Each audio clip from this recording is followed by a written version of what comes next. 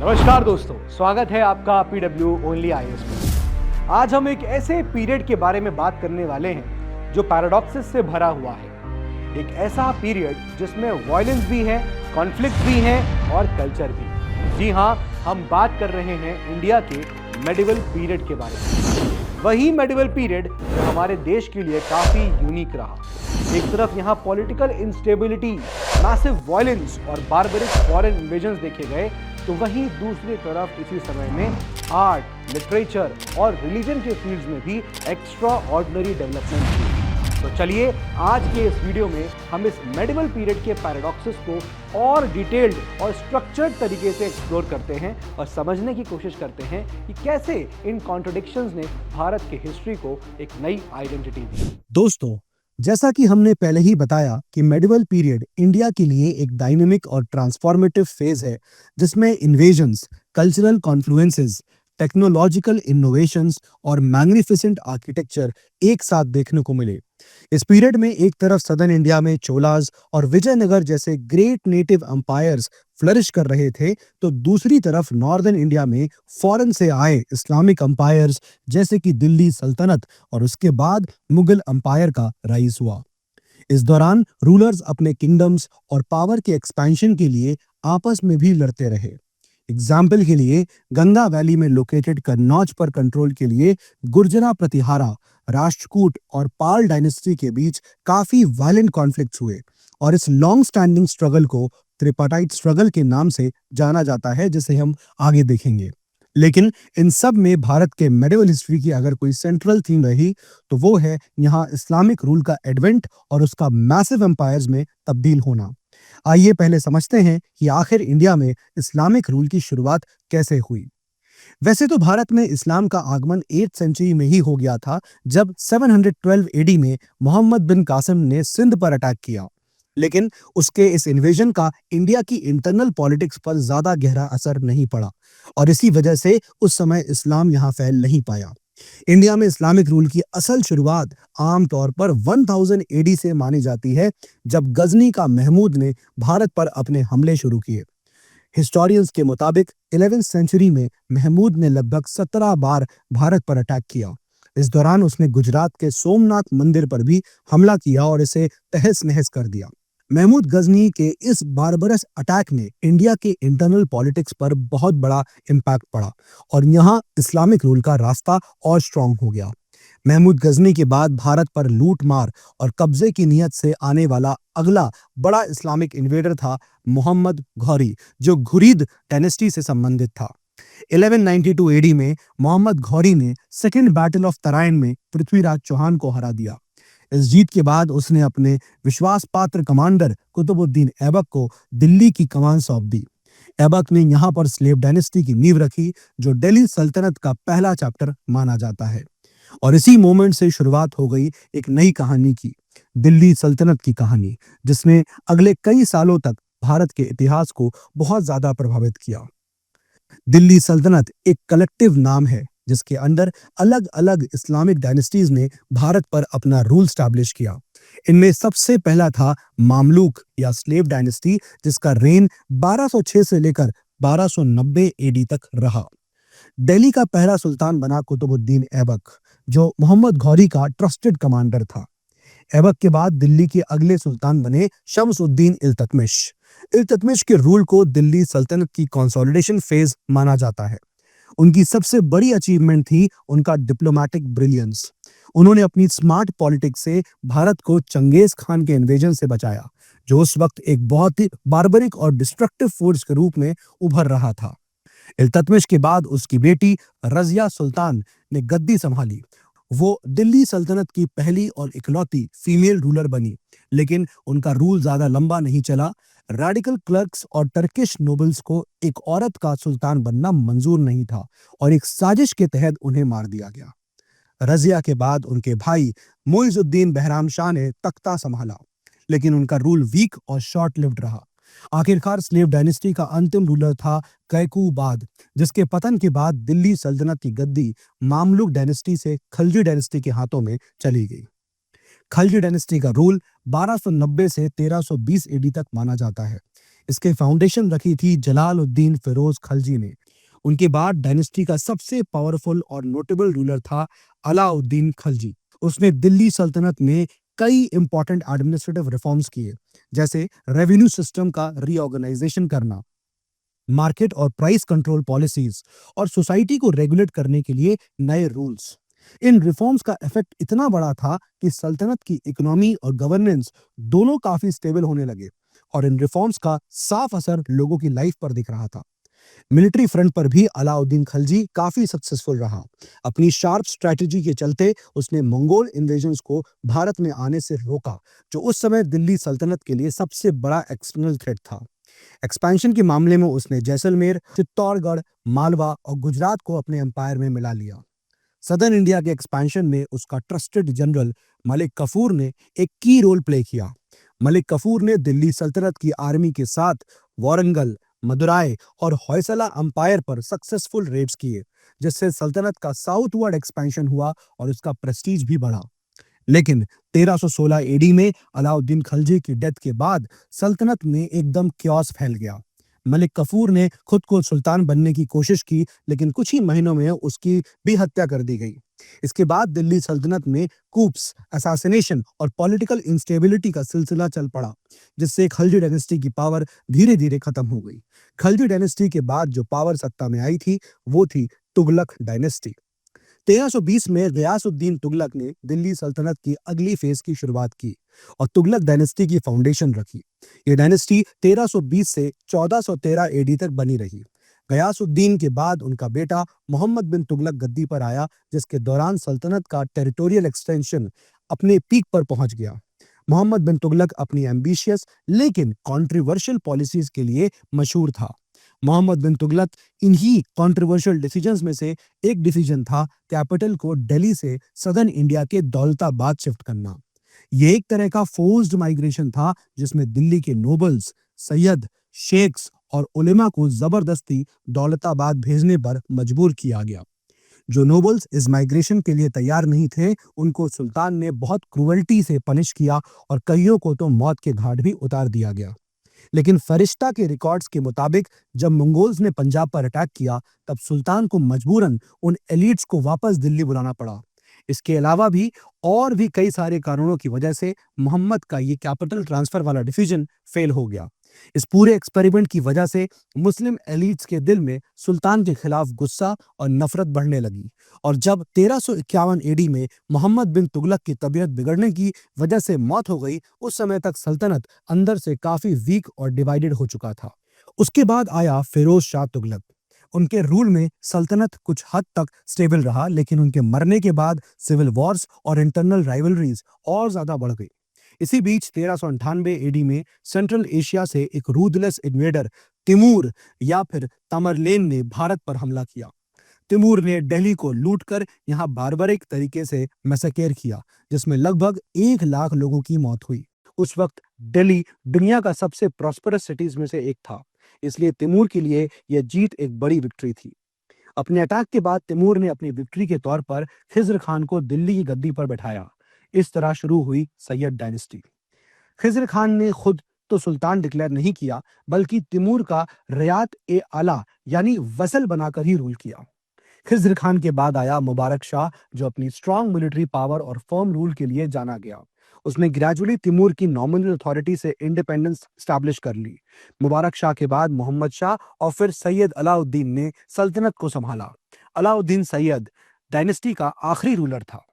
19 अप्रैल 1451 को अलाउद्दीन ने अपनी मर्जी से दिल्ली का तख्त बहलोल खान लोधी को दे दिया, और इसके साथ ही शुरू हुई दिल्ली सल्तनत की लोधी डायनेस्टी। और यहीं से शुरू होती है लोधी डायनेस्टी की कहानी, जिसका रूल 1451 से लेकर 1526 तक रहा। इस डायनेस्टी का फाउंडर था बहलोल खान लोधी, जिसके बाद गद्दी संभाली उसके बेटे सिकंदर लोधी ने। सिकंदर ने अपनी कैपिटल दिल्ली से शिफ्ट करके आगरा बनवाया, जो बाद में मुगल एम्पायर का भी एक मेजर कैपिटल बना। सिकंदर लोधी एक डायनेमिक रूलर था। उसने ट्रेड और कॉमर्स को प्रमोट किया और लर्निंग को भी इंकरेज किया। खुद एक पोएट था जो गुलरुखी पेन नेम से पर्शियन में पोएट्री लिखता था। उसने संस्कृत के मेडिकल टेक्स्ट को पर्शियन में ट्रांसलेट करवाया। जिससे इंडो पर्शियन स्कॉलरशिप को नई राह मिली। लेकिन दूसरी तरफ उसके शासनकाल नॉर्थ इंडिया का कई हिंदू टेम्पल्स को डिस्ट्रॉय भी किया गया। उसके बाद आया इब्राहिम लोदी, जो डायनेस्टी का सबसे आखिरी सुल्तान बना। इब्राहिम के रूल में इंटरनल रेबिलियंस और नोबिलिटी की नाराजगी बढ़ गई। इसी पॉलिटिकल इंस्टेबिलिटी का फायदा उठाते हुए सेंट्रल एशिया से आया बाबर। 1526 में हुई फर्स्ट बैटल ऑफ पानीपत। इस लड़ाई में इब्राहिम लोदी हार गया और बैटलफील्ड पर ही उसकी मौत हो गई।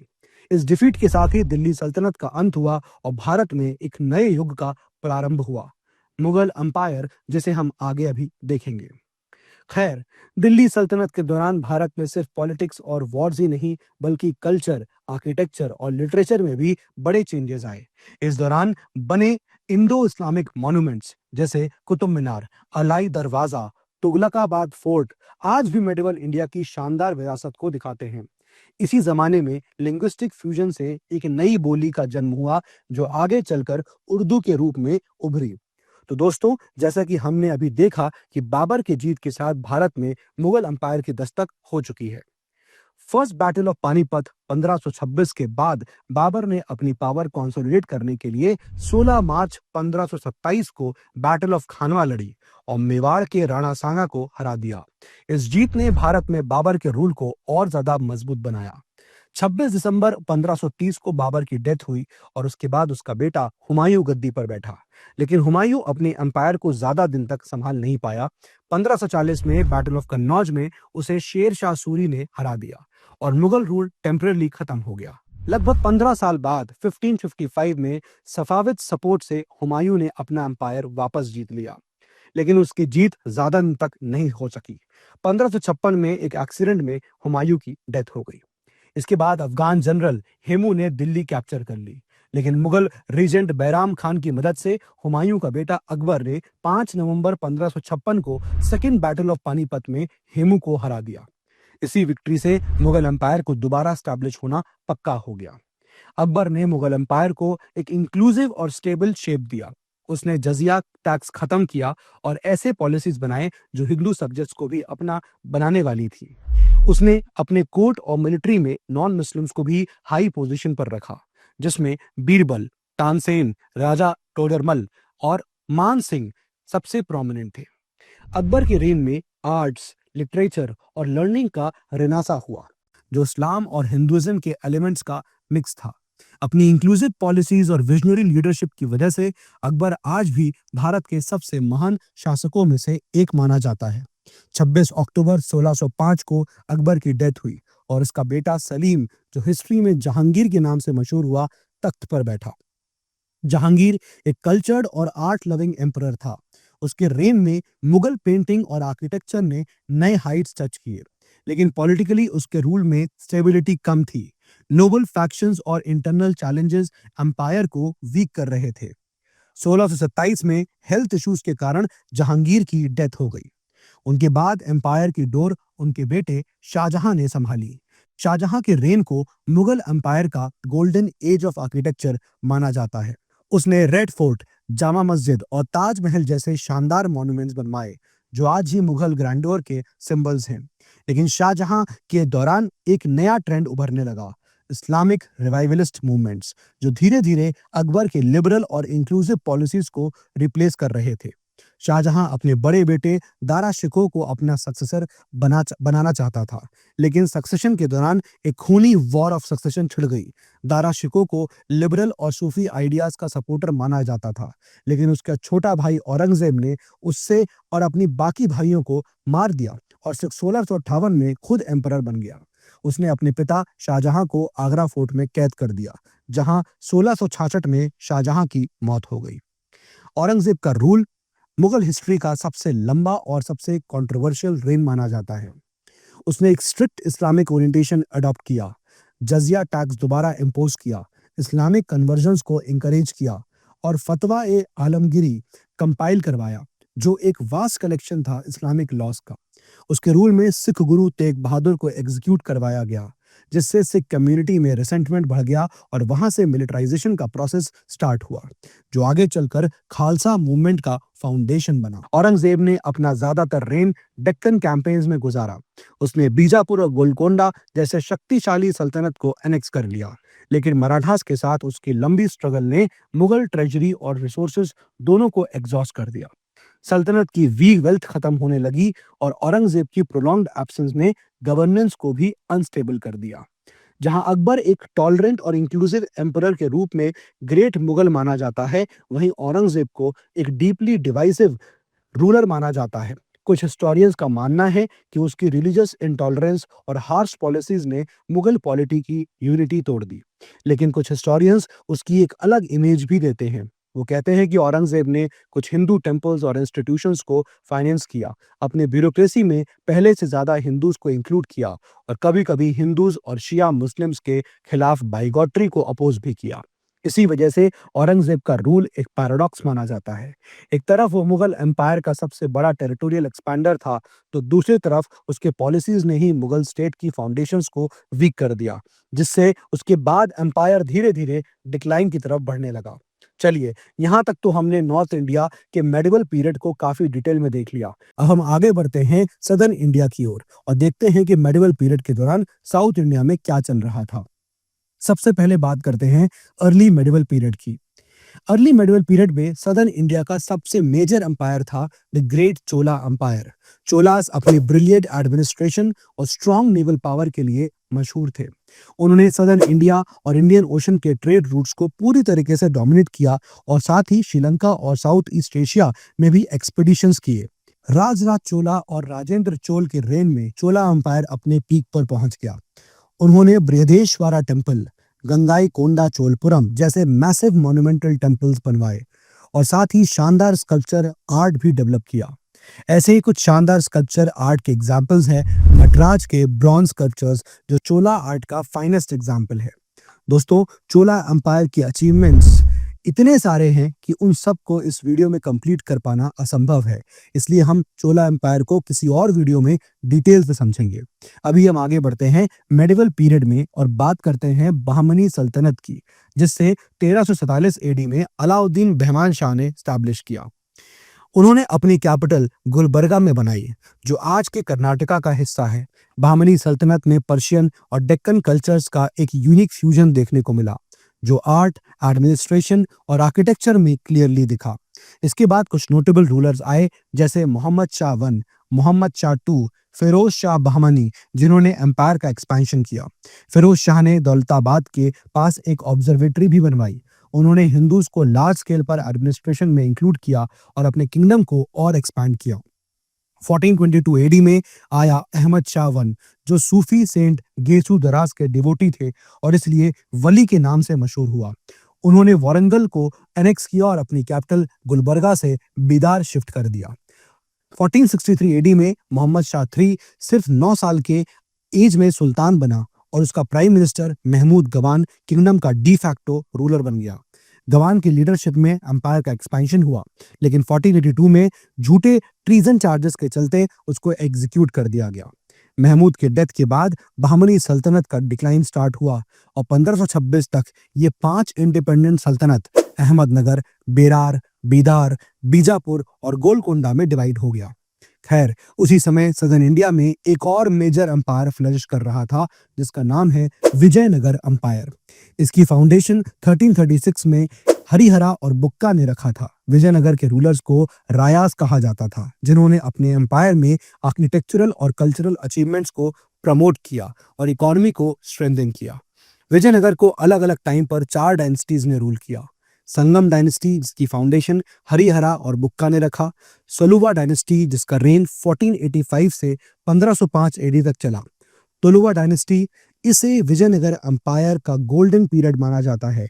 इस डायनेस्टी के सबसे फेमस रूलर थे कृष्णदेवराया, जिनकी लीडरशिप में एक एम्पायर अपनी कल्चरल, आर्किटेक्चरल और मिलिट्री पीक पर पहुंचा। अराविडू डायनेस्टी, इस डायनेस्टी के रेन में स्टेबिलिटी कम थी और एम्पायर धीरे धीरे डिक्लाइन होने लगा। और फाइनली मराठा एम्पायर की तरफ बढ़ते हैं। 17वीं सेंचुरी में छत्रपति शिवाजी महाराज ने बीजापुर सल्तनत और मुगल एम्पायर के खिलाफ रिवोल्ट किया और हिंदवी स्वराज्य की नींव रखी। शिवाजी के बाद उनके बेटे संभाजी ने मराठा एम्पायर संभाला और औरंगजेब से लड़ते हुए वीरगति पाई। समय के साथ सिंधिया, होलकर, भोसले और गायकवाड़ जैसे मराठा फैमिलीज ग्रेजुअली इंडिपेंडेंट हो गए।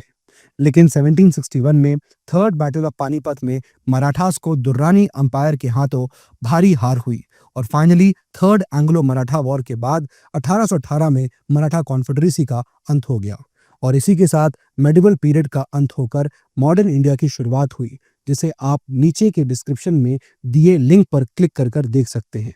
उम्मीद करता हूं आप सबको ये वीडियो पसंद आया होगा।